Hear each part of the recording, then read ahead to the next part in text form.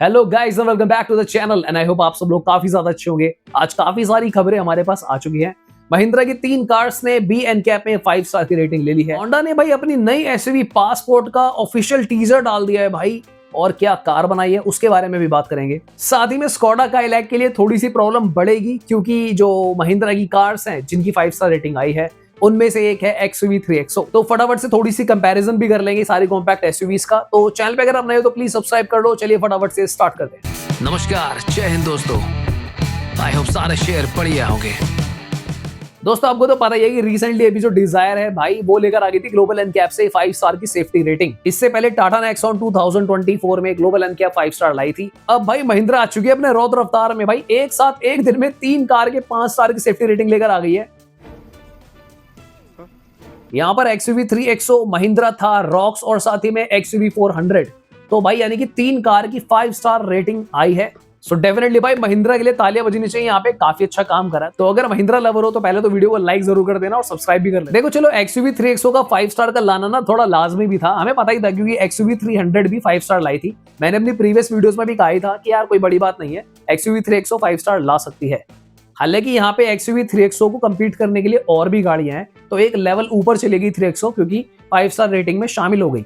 अब अगर थार रॉक्स देखो एक बार को 4 स्टार ले भी आती ना तो क्या ही हो जाता, वो लोग तब भी लेते, क्योंकि देखो थार रॉक्स का कोई कंपटीशन ही नहीं है, उसका एक ही कंपटीशन है भाई, सॉरी मैं बताना भूल गया था, वो है महिंद्रा बोलेरो मैक्स।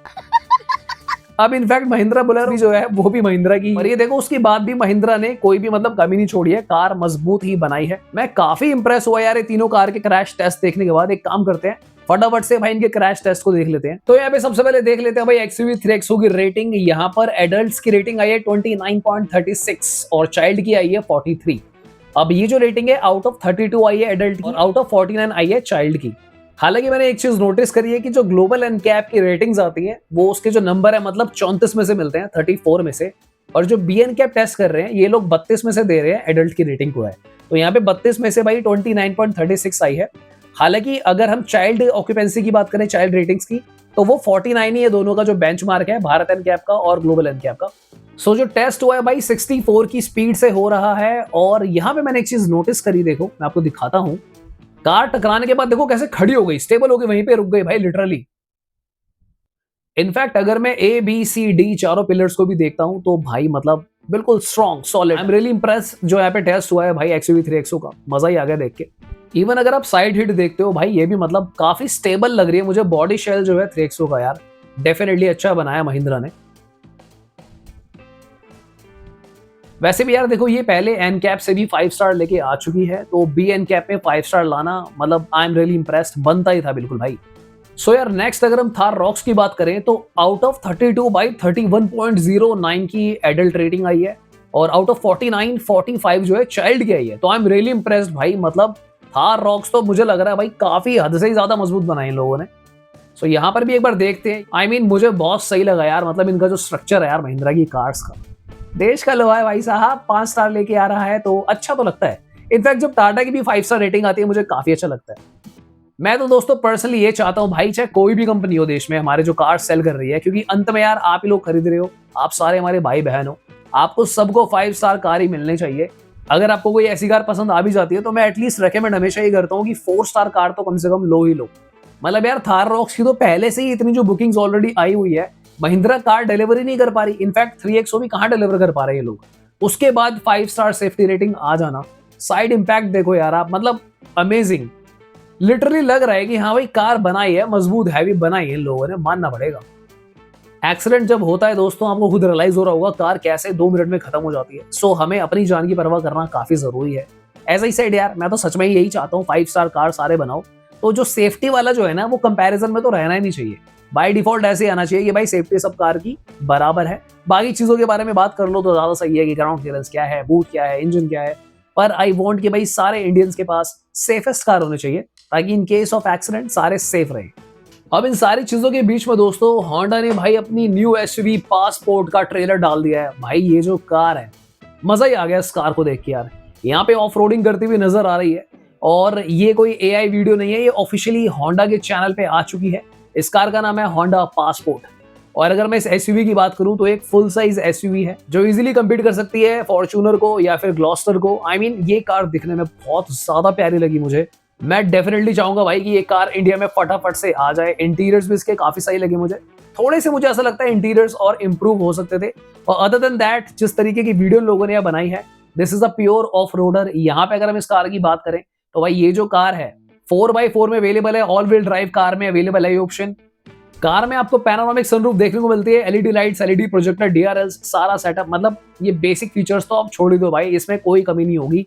इस कार के अंदर आपको सारे फीचर्स मिलने वाले हैं।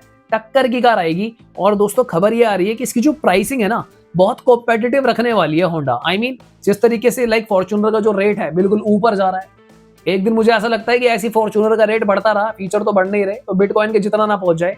होंडा पासपोर्ट का ये स्पोर्ट्स एडिशन है दोस्तों। यहाँ पर अगर मैं आपको एक बात बताऊं, इस कार की जो डायमेंशंस है फटाफट से वो बात कर लेते हैं, उसके बाद काइलैक के बारे में भी बात करेंगे। इस कार की जो लेंथ है ये 4500 mm की कार है, तो लगा लो आप ये XUV 700 के साइज की कार है। और 4x4 ऑफ रोडर टाइप बना रहे हैं, तो डेफिनेटली यहाँ पे टारगेट करेंगे कि फॉर्च्यूनर के लिए जो लोग अफोर्ड नहीं कर पा रहे, मतलब उनको एक इजी ऑप्शन मिल पाए लोअर बजट में। अगर हम बात करें कार के व्हील बेस की, 2700 mm का व्हील बेस मिलने वाला है। कार की जो विड्थ है 1790 mm की मिलने वाली है। कार की अगर हम हाइट की बात करें तो 1740 mm की ये कार आपको देखने को मिलेगी। अगर हम बात करें कार की पावर की तो यहाँ पे आपको 280 bhp देखने को मिलेगा और यहाँ पे 262 टॉर्क आपको देखने को मिलने वाला है। अब ये जो इंजन है दोस्तों V6 इंजन है और ये भाई 3400 सीसी का इंजन है। हालांकि अगर ये लोग इसे इंडिया में 2025 में लॉन्च करते हैं इस सेम इंजन के साथ, तो भाई बहुत तहलका मच सकता है। मुझे ऐसा लगता है कि शायद इसमें 2000 सीसी का इंजन आएगा, क्योंकि इंडिया में आते आते यार ये 3000 सीसी के इंजन ना ये कंपनीज निकालती नहीं है। सो मेरे ख्याल से तो यही आने वाला है। बाकी यार अगर होंडा ने भाई 30-35 लाख रुपए में 3000 सीसी का इंजन दे दिया तो डेफिनेटली भाई लोग टूट के पड़ेंगे इस कार पे। तो कमेंट करके बताओ कि पासपोर्ट स्पोर्ट्स एडिशन आपको देखने में कैसा लगा। 2025 के मिड में ऑफिशियली इसको अनाउंस करेंगे। अब यहाँ पर देखो 3XO जो है 5 स्टार रेटिंग लेकर आ गई है BN कैप से। हालांकि इंडियन कंज्यूमर को ना ऑलरेडी भरोसा था कि जो 3XO है वो ऑलरेडी 5 स्टार लेवल की ही है, किसी को कभी कोई क्वेश्चन रहा नहीं। पर यहाँ पर जब एक ठप्पा लग जाता है ना कि भाई 5 स्टार सेफ है, तो डेफिनेटली काइलैक के लिए थोड़ी सी प्रॉब्लम्स बढ़ सकती हैं। इनफैक्ट वी ऑल नो कि काइलैक यानी कि स्कोडा के घराने से या फिर वॉक्सवैगन के घराने से जो भी कार्स आती हैं ये भी global NCAP 5 star safety rating वाली ही होती हैं। बट यहाँ पर पहले शुरुआत महिंद्रा ने कर दी है। अब हमने कुछ दिन पहले भी एक वीडियो बना के डाली थी जहां पे हमने ब्रीफली डिस्कस करा था XUV 3XO और काइलैक को।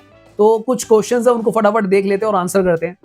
पहला क्वेश्चन जो हमको सबसे ज्यादा आ रहा है कि यार मेंटेनेंस की अगर बात करें तो क्या काइलैक महंगी पड़ती है या फिर XUV 3XO। देखो अगर आप स्कोडा के ना पैक्स नहीं लेते हो, इनके ना वारंटी और सर्विस के पैक्स आते हैं अलग से, ठीक है, उसका आपको पे करना पड़ता है। अलग अलग रेट्स हैं, 32,000 28,000 इनकी प्राइसिंग ऊपर नीचे चलती रहती है। हालांकि अगर आप कार खरीदते टाइम लेते हो तो ये 3 साल का पैक आपको सस्ता भी पड़ जाता है ऑफर के टाइम पे। पर अगर आप इनका कोई सर्विस पैक नहीं लेते हो, सीधा ही कार चलानी शुरू कर देते हो और डायरेक्ट अपने आप से सर्विस करवा रहे हो बिना किसी पैक के, तो ये आपको XUV 3XO से बहुत ज्यादा महंगी पड़ेगी। सबसे ज्यादा महंगी आपको तब पड़ती है लॉन्गर ड्यूरेशन में। एक टाइम ऐसा आता है कि 5-6 साल के बाद ना इनके पैक्स भी आपको आपके पर्टिकुलर मॉडल पे नहीं मिलेंगे क्योंकि आपकी कार पुरानी हो जाएगी। तो फर्स्ट 5 इयर्स में पैक के साथ आप इसकी मेंटेनेंस को इक्वल कर सकते हो। पर अगर आप इसको 5 साल प्लस देखते हो, 5 से जो 10 साल की जर्नी होती है, वहां पे इसके जो पार्ट्स है, लेबर कॉस्ट है, सर्विस कॉस्ट है, आपको काफी ज्यादा कॉस्टली पड़ेगी एज कम्पेयर टू महिंद्रा अगर आप कंपेयर करते हो। हालांकि महिंद्रा में अगर आप कोई पैक नहीं भी लेते हो एडिशनली या कुछ नहीं करते हो तो भी एक तरीके से आप उसको मैनेज कर सकते हो। काइलैक से तो आपको सस्ती ही पड़ेगी। नेक्स्ट क्वेश्चन कि क्या महिंद्रा XUV 3XO काइलैक से ज्यादा सेफ है। देखो अब रेटिंग की अगर हम बात करें, एक होता है कि रेटिंग वाली बात और एक होता है कि हमें पता ही है कि हाँ भाई सेफ है। रेटिंग आ गई है ऑलरेडी BN कैप से 3XO की, तो करंटली आप ये बोल सकते हो कि वो ज्यादा सेफ है। पर अगर आप रेटिंग के अलावा भी देखो, अगर मान लो कल की मैं बात करूं, कल तो रेटिंग नहीं आई थी, तो मेरे अकॉर्डिंगली दोनों कार इक्वली सेफ है क्योंकि स्कोडा भी बहुत सेफ कार बनाती है। तो खाली इस वजह से आप रिजेक्ट मत करना काइलैक को कि यार अब तो BN कैप आ गई है 3XO, अभी काइलैक का नहीं आया है। काइलैक का हो सकता है भाई ग्लोबल एन कैप से आ जाए, BN कैप से आ जाए, तो थोड़ा वेट करोगे तो आ जाएगा। मेरी नजरों में दोनों car equally safe. Next question जो आप लोगों का काफी आ रहा है कि भाई इंजन किसका जबरदस्त है। देखो यहाँ पर अगर मैं बिल्कुल ओपनली आपको बोलूं कि अगर TCMPFI वाला 3XO का जो इंजन है उसको हम अगर कंपेयर करते हैं स्कोडा के 1 लीटर टर्बो इंजन से, तो मुझे कहीं ना कहीं एक लेवल ऊपर लगता है स्कोडा का इंजन। मैं आपको साफ साफ बता रहा हूँ क्योंकि मुझे वो ज्यादा स्मूथ लगता है, ज्यादा रिफाइंड लगता है। मैंने कुछ काफी चलाई है, मुझे ड्राइविंग डायनामिक्स भी उसके अच्छे लगते हैं। हालांकि 3XO बेकार नहीं है, इट इज जस्ट दैट जो डिफरेंस होता है गुड और वेरी गुड का, वही वाली बात हो गई पर अगर मैं 3XO का जो TGDI इंजन है उससे कंपेयर करता हूं पावर के मामले में या फिर परफॉर्मेंस के मामले में, तो मुझे लगता है कि काइलैक और 1.2 TGDI इनका इक्वली परफॉर्म करेंगे। स्टेबिलिटी हो गई या फिर जो एक स्मूथनेस होती है इंजन में, वो भी आपको बेटर लग सकती है एक बार को TGDI में।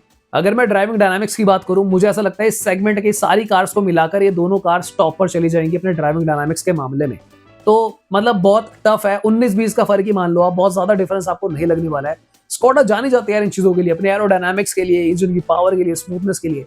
पर XUV 3XO भी मैंने चलाई है, मुझे कहीं से कोई खासा कमी नहीं लगती है। अगर आप एक बहुत प्योर ड्राइव एंथुसियास्ट हो, मैं आपको रेकमेंड करूंगा आप दोनों कार चलाओ, दोनों कार को चलाने का अपना एक्सपीरियंस आप लो, कैसा आपको लगता है। क्योंकि और भी कई सारे फैक्टर्स हैं, जैसे मुझे कमेंट आया था कि यार स्पेस ज्यादा अच्छा किसमें है, तो डेफिनेटली 3XO में आपको ज्यादा अच्छा स्पेस मिलता है क्योंकि व्हील बेस बड़ा है, 2600 mm का व्हील बेस है। शोल्डर विड्थ काफी अच्छा है, 3 लोगों का जो बैठने का हिप रूम है वो भी काफी सही आता है अगर आप उसको कंपेयर करते हो काइलैक से।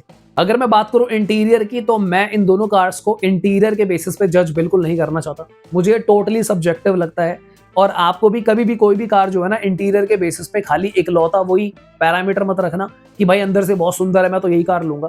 अगर आपका बिल्कुल मन ही नहीं मान रहा तो एक अलग बात है, बट इंटीरियर को लेके मैं दोनों कार को जज नहीं करूंगा। ये दोनों कार जो है बिल्कुल बीस्ट है, तो इंटीरियर अलग अलग चॉइस के हैं, जो आपको समझ में आता है वो देख लो। और उसके अलावा बाकी और भी चीजें हैं, ग्राउंड क्लियरेंस है, बूट है, कार का इंजन है, माइलेज है, पावर है, प्राइसिंग है, तो ये सारे फैक्टर्स मिलाकर जो कॉम्बिनेशन आपका निकल कर आता है उसके अकॉर्डिंगली आपको कार देनी चाहिए। नेक्स्ट एक क्वेश्चन काफी मुझे आ रहा है, जो मुझे ईमेल पे भी आया है, कमेंट्स पे भी आया है कि XUV 3XO का वेटिंग पीरियड बहुत ज्यादा है, तो क्या मैं जगह काइलैक ले लूं क्योंकि वो जल्दी मिल जाएगी। देखो कार इस तरीके से नहीं खरीदी जाती है, क्योंकि मैंने आपको बताया कि जस्ट बिकॉज जल्दी मिल रही है तो आप कार दूसरी नहीं ले सकते। अगर आपको काइलैक लेनी ही है, आपको सारे पैरामीटर्स आपने बाकी देख लिए हैं कि कार में क्या आता है, आपके हिसाब से अच्छी लगी आपको नहीं लगी, तो डेफिनेटली काइलैक लो भाई, आंख बंद करके लो।